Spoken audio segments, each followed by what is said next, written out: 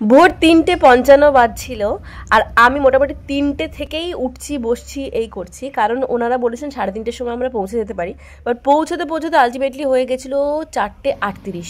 তো ৪:৩৮-এর সময় আমরা ওখানে নেমে সোজা নিয়ে নিয়েছি অটো করে দিদি ভাইদের বাড়ি কণিকা ছকে যাচ্ছি। শীতের সমস্ত জামা কাপড় আমরা আমাদের মেন লাগেজে নিয়েছিলাম আর সেটা ছিল ট্রলি।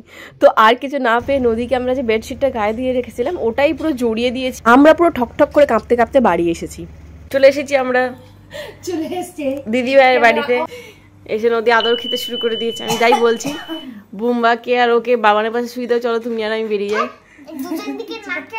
ব্রহ্ম মুহূর্তের ঘোরাটাই আসল মজা। চলো হেঁটে আসি, 2 কিলোমিটার হেঁটে।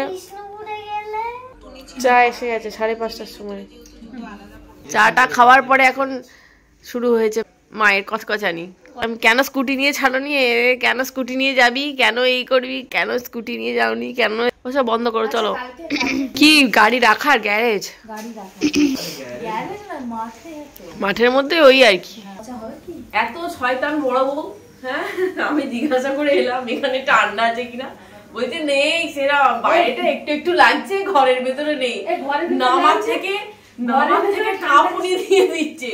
এই জানলাটা একবার খুলেছে, হু হু শব্দে হাওয়া ঢুকছে। সকালবেলা অবস্থা দেখুন, এই যে মোজা মাথায় টুপি সোয়েটার পরে বাইরে বেরোচ্ছি। এখন তোদের সোনারগাঁ থেকে কম। আমরা কি জন্য বেরোচ্ছি? কোনো কারণ ছাড়াই বেরোচ্ছি আমরা, কোনো কাজ নাই তাই বেরোচ্ছি। কি ঠান্ডা হাওয়া দিচ্ছে দেখো, মাথায় একটা কিছু পড়ে আসেনি। 9টা-10টা থেকে সবাই হেলমেট পরে, সকাল থেকে পরে না। হ্যাঁ রাস্তাটা খারাপ ছিল, এখানে একটা বড় বড় জঙ্গল ছিল। আমরা ঘুরতে ঘুরতে বালিযাত্রা যেখান থেকে শুরু হয়েছে সেখানেই চলে এসেছি। ওই দেখা যায় জায়েন্ট হুইল, ওই যে মাথাটা। এখানে বালিযাত্রা স্টেজ যেটা দেখছেন এত বড়, এই কিছুদিন আগে সোনু নিগম এখানে গান করে গেছে। আমরা মহানদীর ধারে চলে এসেছি একদম। কিছুই নেই না, সোনু নিগম যদি আসতে পারে আর শ্রেয়া ঘোষাল না আসার কি আছে। এখানে হচ্ছে বোটিং জোন, এটা একটা মহানদীর ধারেই। এখানে স্পিড বোট অ্যাক্টিভিটিস আছে, তারপরে আরো অনেক কিছু আছে। মানুষ স্নান করছে তাই আর কাছ থেকে দেখালাম না। আমরা এখন কোথায় যাবো দিদি ভাই? চা খেতে? দুধের চা খাবো না, কালো চা খাবো। এখন আমরা ডাব খাচ্ছি, তাহলে তো চা খাওয়া যাবে না, অম্বল পুরো টেসে বসে থাকবো। তুমি খাও না, আমি খাচ্ছি। আর মিঠা হোক কেন? আমি বাংলায় বলে ফেলছি ভুলে, এখানে আমার মনেও থাকতে না যে আমি উড়িষ্যা এসেছি। মিষ্টি আছে?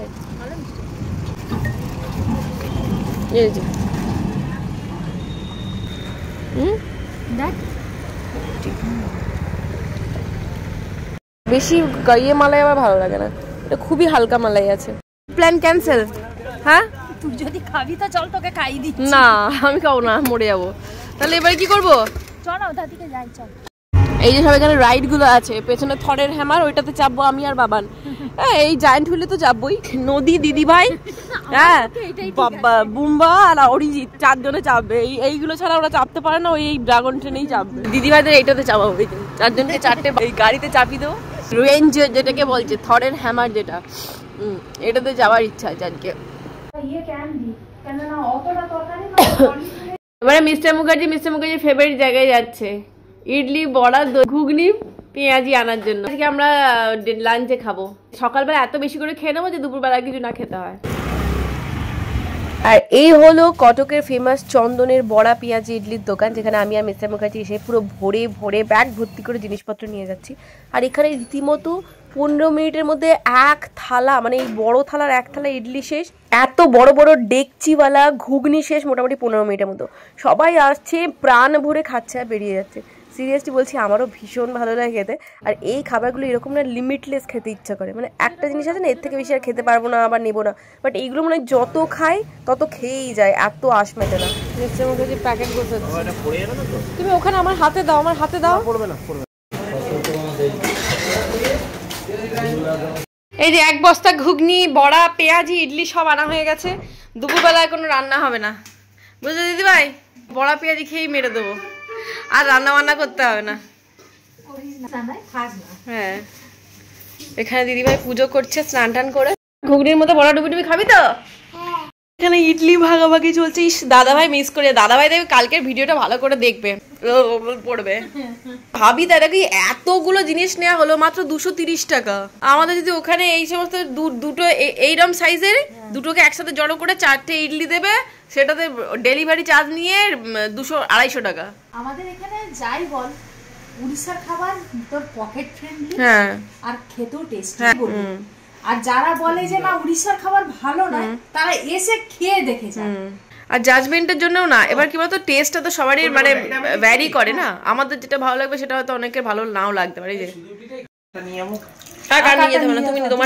তুমি যাও, তুমি ল্যাপটপে বসো। ঘুগনি ভাগাভাগি চলছে এখন, ঘুনঘুনি।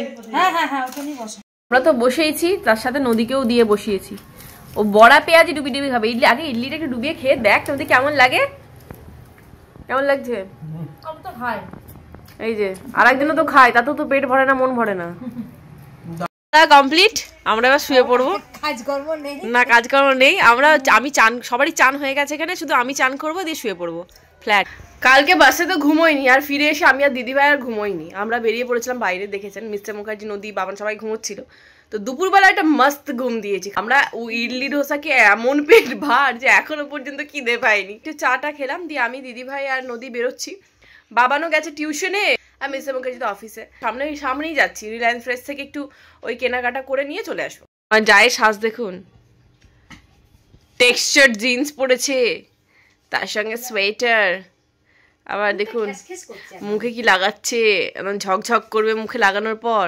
না না, শীতকালে আমি কিছু লাগাই না তো। কেন তোর মাথা ঘুরছে কেন? আস্তে আস্তে আস্তে আস্তে আস্তে আস্তে। আমরা প্রথমে যাবো এখানে রিলায়েন্স ফ্রেশে। রিলায়েন্স ফ্রেশ থেকে বিস্কিট কিনবো, বিস্কিট মানে বিস্কুট আর কি, বাঙালির কথা বিস্কুট।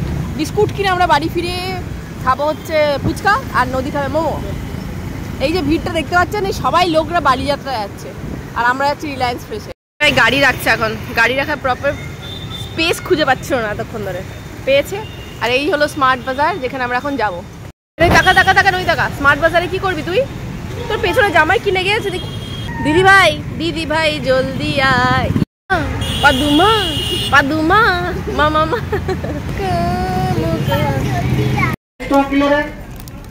আমাদের বিস্কুট নেওয়া হয়ে গেছে। এই সব জুস ফুস না, চলো রোস্ট কফি খেতে পারবে না, চলো। সাদা সরষে 200 গ্রাম। আমাদের যে টুকিটাকি জিনিস নেওয়া ছিল, বিশেষ করে বিস্কুট, সব নানান ধরনের ভ্যারাইটি বিস্কুট নিয়ে নিয়েছি। এবার চলো দিদি ভাই, বিশাল খিদে পেয়েছে। আমরা দুপুরে ভাত খাইনি না, ওই জন্য মেন খিদেটা আমাদের পেয়ে গেছে। তো এখন নদীকে আগে ফার্স্টে মোমো খাওয়াবো, তারপরে আমরা খাবো ফুচকা দিয়ে বাড়ি। বলো তুমি কি খাবে বলো? গুপচুপ? আমাদের তো এখন অপশনসও নেই আজকে, মোমো ফোমো খেতে পারবো না। আচ্ছা গুপচুপ আর আদারওয়াইজ পাও ভাজি হচ্ছে ওখানে। গুপচুপ মানে ফুচকা। এখানে বসার জায়গা নেই, সেখানে নদী জেম্মার স্কুটির ওপরে রেখে খাচ্ছে। ভালো নদী, আমি ঝাল ফাল কোনো চাটনি ফাটনি দেয়নি, প্লেন সিম্পল দিদি। কি হলো তুই শুধু চুটকিটাকে চুষছিস কেন?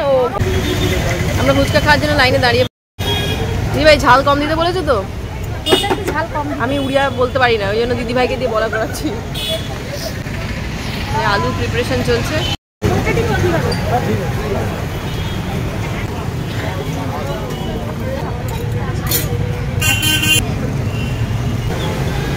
মনে হয় বছর 5 পর আমি এত টাকার ফুচকা খেলাম। দিদি ভাই আর আমি মিলে 90 টাকার। এত অসাধারণ ফুচকা বানায়, সিরিয়াসলি বেশি ক্যাচরা করে না, সিম্পল ধনে পাতা অল্প একটু মশলা দিয়ে দারুণ ফাটাফাটি একেবারে। সেদ্ধ মটর দিয়ে আমাদের বাঁকড়াটা ওখানে ভালো করতো। আর এখন বাদাম ছোলা গ্যাঁদা গ্যাং ঝুড়ি ভাজা, ঝুড়ি ভাজা, হ্যান্ড ভাজা, তেল ভাজা ভালো লাগে না ফুচকার সাথে তো। আচ্ছা আরেকটা ভেজ কাউন্টারে এসেছি, এখানে মাশরুম পকোড়া, ফ্রাইড কর্ন, তারপরে সব অনেক রকমের পাওয়া যায়। তো আমরা নিচ্ছি ফ্রাইড কর্ন 1 প্লেট। দিদি ভাই চাউমিনটা বেশ টেস্টি লাগছে তো? হ্যাঁ চাউমিনটা বেশ টেস্টি লাগছে। কর্ন পকোড়া ভাজা হচ্ছে এখন। ও সিঙ্গেল ছাড়ছে, পকোড়া টাইপের না, মানে শুধু কর্ন, ফ্রাইড কর্ন। অমলেট করলি যে দিতে, ফ্রাইড কর্ন রেডি হয়ে গেছে। আমরা এখন ঢুকছি অরুণ আইসক্রিমে। নদী আমরা অরুণ আইসক্রিম নিয়ে নিয়েছি, আমি এটা নিয়েছি, অরুণ কেক স্লাইস, আর দিদিভাই এটা কি নিয়েছো? এটাও স্লাইস কিছু একটা, ক্যাসাটা স্লাইস। হ্যাঁ টেস্ট করে দেখো কেমন। আমি জানি অরুণ অসাধারণ টেস্ট, চামচ ভেঙে যাবে কিন্তু একটু পরে এটা গলে যায় খুব। তুমি আগে খাও, খেয়ে দেখো। দারুণ না? ডিনারে আমাদের মেন ডেজার্ট চলে এসেছে। এখানে একটা আছে বানানা শেক আর একটা আছে কোল্ড কফি। দিদিভাই তুমি কোনটা খেতে ইন্টারেস্টেড? আমাকে যা দিবি তাই খাবো আমরা খেতে। হ্যাঁ ভর্তি হয়ে গেছে। এটা বানানা, এটা বানানা, এটা মনে হচ্ছে কোল্ড কফি। আমাদের দিনটা দারুণ গেল। প্রথম দিন সকালবেলায় আমরা বাইরে থেকে বড়া পেঁয়াজি ইডলি নিয়ে খেয়ে দুপুরবেলা ফক করে ঘুমিয়ে পড়লাম। আবার সন্ধ্যেবেলা বাইরে থেকে যা গিলে এলাম, এখন আবার ঘুমিয়ে পড়ছি। এটাই হচ্ছে আমাদের কাজ। কেউ কিচ্ছু খেতে পারবে না, পেটে সবারই এমন অবস্থা। নিচে বিছানা হয়ে গেছে, নিচে শোবে বাবান আর বুম্বা দুজনে, আমরা ওপরে তিনজনে শুচ্ছি। চল খাবি তো চল, পুজো কর। কি বলছো দিদিভাই? সায়েন্সে 5 দিন ছুটি, ম্যাথসে 9 দিন ছুটি, ভাবা যায়? আমরা অতদিন ছুটিই পেতাম না। একদিন করে বড় জোর 2 দিন। হ্যাঁ আইটি তে 8 দিন কি করব? আমি তো ভাই ওই দিন ওই বলে হ্যাঁ আইটি তে তোর 8 দিন ছুটি, আইটি পাতাটা উল্টেছিস একদিনও? ওটা ঠিক। তাহলে বলছিস যে নাইট স্যার আমি কালকে নেক্সট ক্লাসে। এই তুই উঠেলি কেন? রাত বিরাতে যা ঘরে গিয়ে শো। এখানে একজন ল্যাপটপ ধরে বসেই আছে। এখানে রাত্রেবেলা মা আর ছেলে ঝগড়া শুরু করেছে পড়াশোনা নিয়ে। মানে যাই হোক, মানে শুরু হয়েছে, এবার আস্তে আস্তে সেটা এবার আকার মূর্তি ধারণ করে নাকি এখানেই শেষ হয়ে যায়, সেটাই হচ্ছে বড় কথা। না আকার মূর্তি ধারণটা করবে না যখন যদি আর্গুমেন্টটা যদি সেখানে যদি স্টপ হয়ে যায় আর কি। ওর আজকে এনার্জিটা ডাউন আছে, তাই আজকে মনে হচ্ছে না অতটা এগোবে। না এনার্জিও ডাউন নেই। ওই ঘরে পুরো ঘুমোচ্ছিল তো মোবাইলটা ধরে। হ্যাঁ এই আমি মোবাইলে দেখছি মোবাইল এরকম ডাক, তখন তোমাকে ডাক দিলাম। অঙ্কটা নিয়ে বস, 1 ঘন্টা অঙ্কটা কর। দিদিভাই তোর পাশে বসে থাকবে অঙ্কটা নিয়ে। তোর পড়াগুলো না আমার মাথার উপর দিয়ে পেরিয়ে যায়। তো হবেই তো, আমাদের সিলেবাস কত চেঞ্জ হয়ে গেছে। যাই হোক, অনেক সকাল থেকে বকর হয়েছে। রাত্রি এখন 11:15। এবার আমরা সবাই ঘুমোতে যাব। কালকের দিনটা আমাদের হাতে আছে, শনিবার রাত্রে তো বেরিয়েই যাচ্ছি। তো কালকের দিনটা ফাটিয়ে মজা করার চেষ্টা করব। কালকে বালিযাত্রাও যাবো, বালিযাত্রা পুরোটা আপনাদের দেখানোর চেষ্টা করবো। জানি না কি দেখাবো, প্রচন্ড যদি ভিড় থাকে তাহলে চাপ হবে। তো আজকে ব্লগটা এখানে শেষ করছি। ব্লগটা ভালো লাগলে please to like share subscribe my channel. দেখা হচ্ছে নেক্সট ভিডিওতে। Bye, good night.